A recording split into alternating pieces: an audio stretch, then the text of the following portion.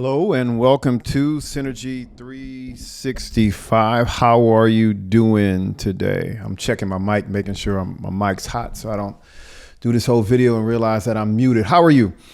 Hopefully you're having a good day. This is the second installment of, I guess we can call it a relationship dynamic conversation within the Synergy 365 series. The last video that I did on this was the relationship between the CEO and the CFO. And I got some feedback on that, so decided to do this next one on the relationship between the CEO and the Chief Lending Officer, or your CLO. Just to give you some context, I've had the privilege of being around various CEO, CLO duos over the last 20 years. Seen a lot of things that have worked, seen a lot of things that didn't work, and I just want to kind of share just my thoughts from the different perspectives. And I'll start with just types of CLOs. So you have some CLOs that are born and raised within an organization, either in a community bank setting or in a credit union setting, and they've had an opportunity to be a junior loan officer. They've been an analyst. They may have even seen some loan administration, but they've come up through the ranks, and there's an appreciation for every role up and down that value chain within that lending department, because they may have worn that hat at some point in time. Okay.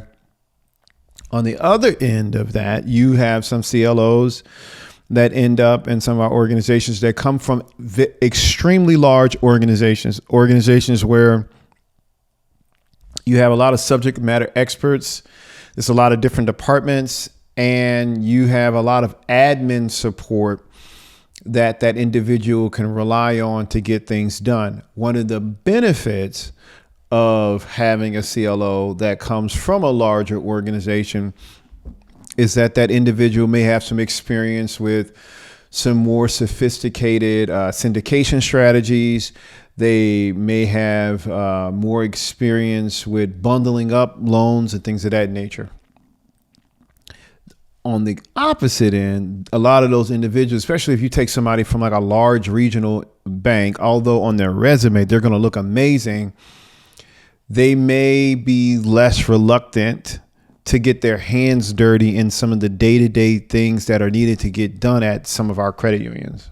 And that's just one of the pitfalls. That person may be strategically amazing, technically sound, and have a boatload of experience, but they're not going to run at that copy machine themselves. And maybe you may not ask them to, but I've seen that dynamic work out. Then you have some chief lending officers that are just sales guys. No problem with that. But in terms of like loan administration, underwriting, developing individuals, they're just not going to have it. You have some chief lending officers that are primarily indirect and participation people, meaning that's what they do. That's what they know. They understand indirect, they understand participations, but in terms of actually building out a sales team, building out a loan administration department, building out and understanding the benefits of having a very good collections department. They may not have it, because a lot of that is just on the other end of that participation or that indirect pipeline. All right. And so, for the CEOs, you got to know, when you're looking at somebody's resume to be a new chief lending officer, you got to know where you're going strategically and how you want to shape the portfolio from your perspective, from your risk appetite perspective. Because if your intention is to, be like a super regional organization, 2-state, or go from one side of the state to the other, and you actually want to grow organically, but when you looked at that person's resume, they said that they grew loans, last 3, 4, 5 years by 12%, but they forgot to mention to you that they did it all through indirect and participations, and they get to you and you're wondering why they don't know how to build out an organization because they've never done it before.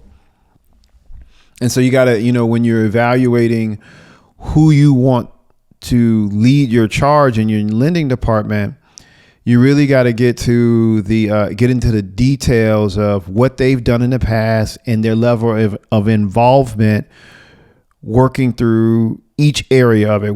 Let me just repeat these areas again. Your chief lending officer should know a little bit about loan administration. They should have a decent appreciation for compliance. They should understand both consumer lending as well as member business lending. And also they should have a firm understanding of how collections works. But then also at a 30,000 feet level, they should understand portfolio management techniques and portfolio shaping, meaning making sure that we're shaping the types of loans and the risks that we're accepting within the different loan types in a manner that matches the board's risk appetite and your risk appetite as a CEO. This relationship between a CEO and a CLO, they make or break organizations. And yeah, let me make this statement. This is the advice that I'm giving right now for individuals that plan on being with their organization for the long haul, and versus individuals who, during an uptick in the economy, or individuals who just pack loans on the books with no intentions of being around to deal with the fallout. Because there's a lot of that happening as well. There's a few CEO, CLO duos that they just travel around together. They stay a place 5-6 years, and then they move on to somewhere else, and they leave a big mess in their wake for the next CEO to deal with. This advice is for people that want to shape and protect their organization to make sure that the organization is strategically sound and profitable and stays within a reasonable range of risk. So yeah, that's all I have for today. Enjoy the rest of your day.